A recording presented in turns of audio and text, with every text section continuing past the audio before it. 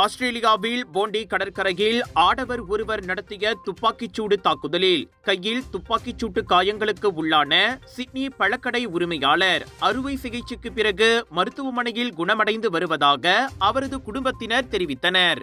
43 வயதான அமித் அல் அமீட் நிறுத்தப்பட்டிருந்த கார்களுக்கு பின்னால் ஒளிந்து கொண்டு துப்பாக்கிக்காரன் மீது பின்னால் இருந்து தாக்குதல் நடத்தி அவனது துப்பாக்கியை கைப்பற்றி அவனை தரையில் வீழ்த்தியதாக சமூக வலைத்தளத்தினால் அடையாளம் காணப்பட்டார். ஞாயிற்றுக்கிழமை பிற்பகல் போண்டி கடற்கரையில் நடந்த யூத கொண்டாட்டத்தில் 50 வயது தந்தையும் அவரது 24 வயது மகனும் நடத்திய இந்த தாக்குதலில் 15 பேர் கொல்லப்பட்டனர்.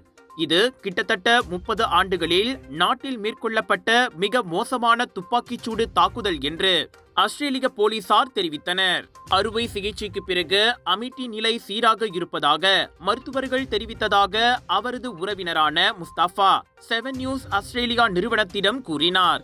அவர் இன்னும் மருத்துவமனையில் இருக்கிறார். உள்ளே என்ன நடக்கிறது என்பது எங்களுக்கு சரியாக தெரியவில்லை. ஆனால் அவர் நலமாக இருப்பார் என்று நம்புகிறோம் என அவர் கூறினார். இந்த சம்பவத்தில் உயிரிழந்தவர்களுக்காக வெளிநாட்டு மற்றும் உள்நாட்டில் உள்ள தலைவர்களிடம் இருந்து அஞ்சலிகள் குவிந்துள்ளன.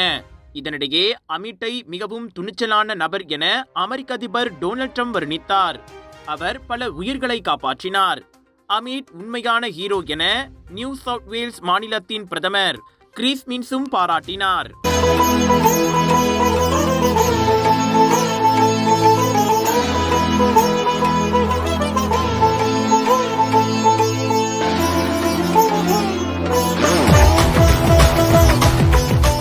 அரசாங்க பல்கலைக்கழக அங்கீகாரத்துடன் வேலை செய்து கொண்டே படிக்க ஒரு அரிய வாய்ப்பு. வத்திகா ரிசோர்சஸ் ஏற்பாட்டில் ப்ரொஃபஷனல் பேச்சுலர் இன் பிசினஸ் மேனேஜ்மெண்ட் கல்வி வாய்ப்பு. திறனை மேம்படுத்தி வாழ்க்கையில் முன்னேற உடனே தொடர்பு கொள்ளுங்கள்.